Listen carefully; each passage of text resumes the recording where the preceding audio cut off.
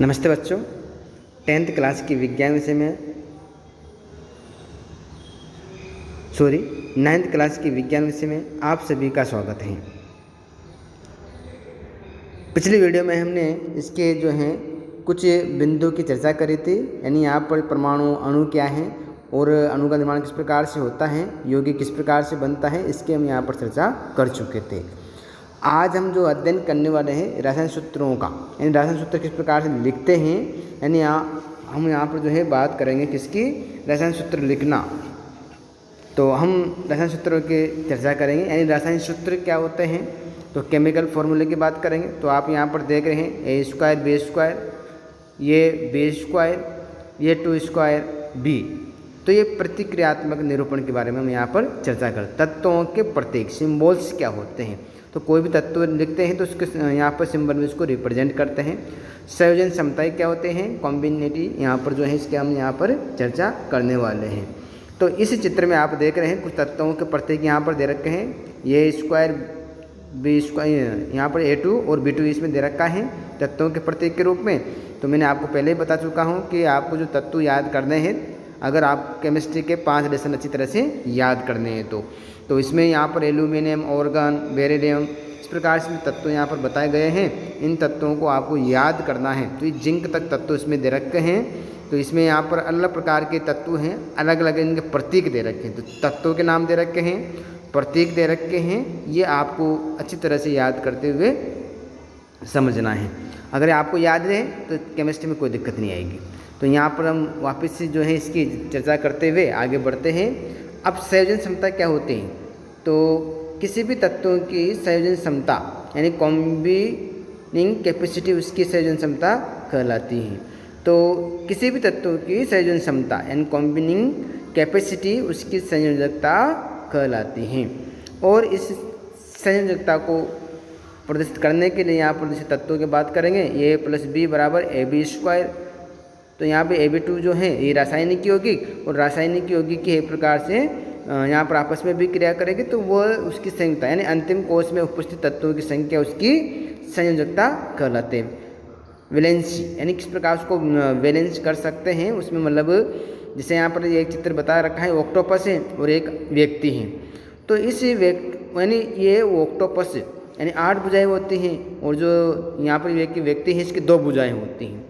तो ये एक जो ऑक्टोपस है तो यहाँ पर कितने मानवों को पकड़ सकता है, तो एक यानी इसकी 2 भुजाएं हैं तो एक आदमी को पकड़ेगी, तो इसकी 8 भुजाएं हैं तो कितने आदमी को ये पकड़ सकते हैं। तो यहाँ पर ऑक्टोपस को O से और मनुष्य को H से दर्शाया गया है।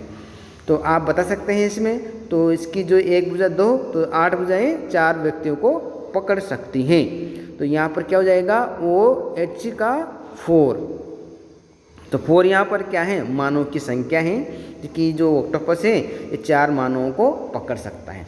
अब हम यहाँ पर चर्चा करते हैं सरल जो यौगिक हैं, इसकी हम यहाँ पर बात करेंगे। तो हम कह सकते हैं सरल एवं बहुपरमाणु आयनों की संयोजकताएं किस प्रकार से यहाँ पर उपस्थित होती हैं, इन हम कह सकते हैं तो संकेत के रूप में इसको प्रदर्शित भी करते हैं। जो सोडियम है Na+, potassium K+, silver, copper, magnesium, calcium, zinc, iron, copper, aluminium, hydrogen, hydride, chloride, bromide, iodide, oxide, sulphide, इस प्रकार से इसमें यहाँ पर बहुपरमाणु आयन भी दे रखे हैं। तो बहुपरमाणु आयन का यहाँ पर सूत्र भी अमोनियम है NH4+ लिखते हैं, हाइड्रोक्साइड OH- लिखते हैं, नाइट्रेट NO2 लिखते हैं, हाइड्रोजन कार्बोनेट HCO3 लिखते हैं, कार्बोनेट CO3-2 लिखेंगे और सल्फाइड SO2-2 लिखते हैं, सल्फेट। तो ये यहाँ पर सरल बहुपरमाणु आयनों की संयोजकता के बारे में बता रखा है। अब हम यहाँ पर इन सरल बहुपरमाणुओं की बात करेंगे। रसायन सूत्र यानी केमिकल फॉर्मूला लिखने के नियम क्या क्या है। तो आयनों की संयोजकता अथवा आवेश यानी चार्ज संतुलन होना चाहिए। आयनिक उसकी संयोजकता किस प्रकार से होती है, इसे यहाँ पर हम बात करेंगे हाइड्रोक्लोरिक अम्ल की। तो हाइड्रोक्लोरिक अम्ल HCl होता है। तो HCl में मतलब कौन यहाँ पर आयन है, तो H+ आयन है, धन आयन है, और Cl- यहाँ पर ऋण आयन है। तो इनकी संयोजकता क्या है, यहाँ पर 1 1 इसकी संयोजकता कहलाती है। दूसरा सूत्र लिखने का इसमें यहाँ पर जो है नियम क्या है, जब एक यौगिक किसी धातु या अधातु के सहयोग से निर्मित होता है तो धातु के नाम अथवा उसके प्रतीक को रासायनिक सूत्र में लिखते हैं। तो यहाँ पर धातु अधातु हैं तो उसको एक प्रकार से प्रतीक जो इसका दे रखा है उसके यहाँ पर निरूपण करते हैं। कॉपर ऑक्साइड है तो ऑक्साइड यानी जो इसमें ऑक्सीजन यहाँ पर हैं ये दाएं तरफ लिखी जाती है। धातु है ये एक प्रकार से कहाँ पर कॉपर जो है ये बाएं तरफ लिखी जाती है। तो बाएं तरफ धातु, दाएं तरफ अधातु। तीसरा पॉइंट है बहुपरमाणु आयनों द्वारा निर्मित यौगिकों में आयन को पहले कोष्ठक में रखते हैं, तत्पश्चात अनुपातों को दर्शाने वाली संख्या को लिखते हैं। उसका भी उदाहरण के माध्यम से समझते हैं। जैसे अमोनियम सल्फेट है तो अमोनियम सल्फेट सूत्र क्या होता है, NH4 होल ट्वाइस 2SO4 होता है।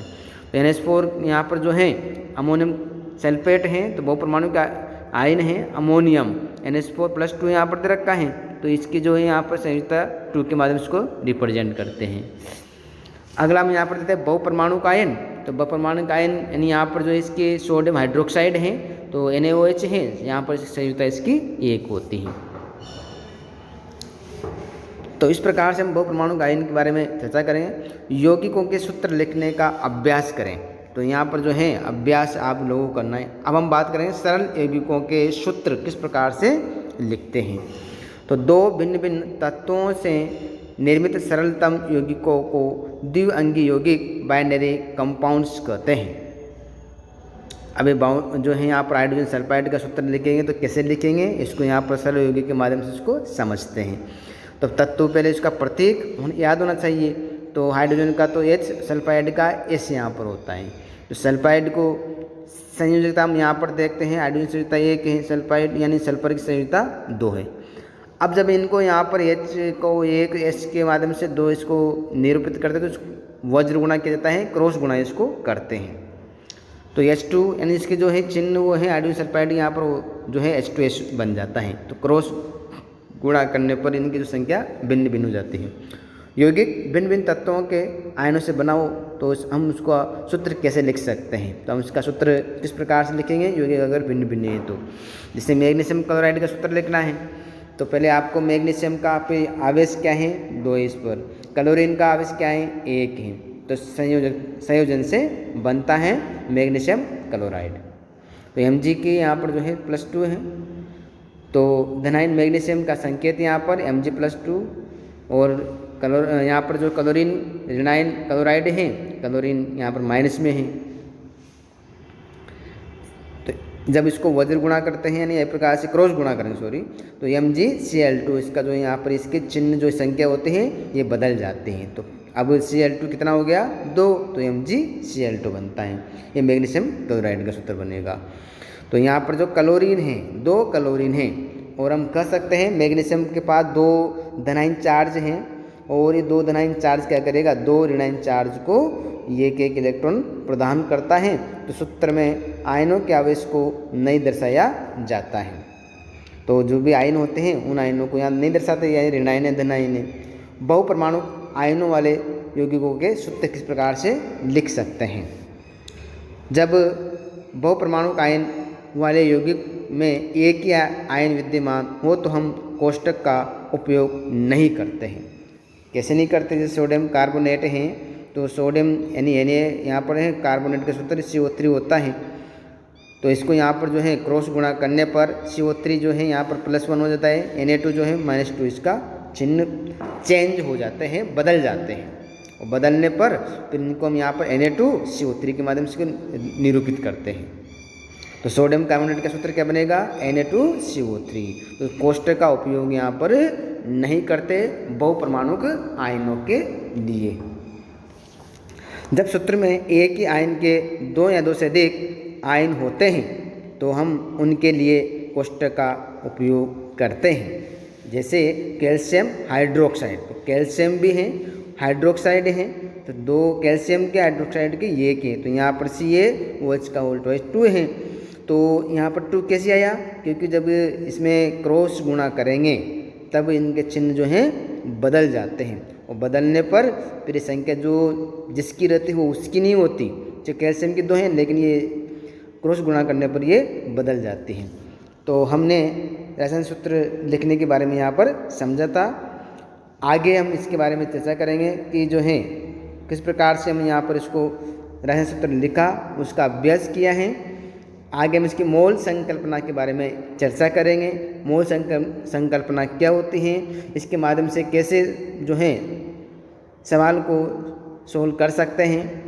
अवगाद्रो संख्या क्या होते हैं, अवगाद्रो क्या है, इनके बारे में हम अगले वीडियो में चर्चा करेंगे। सभी भैयाओं को धन्यवाद।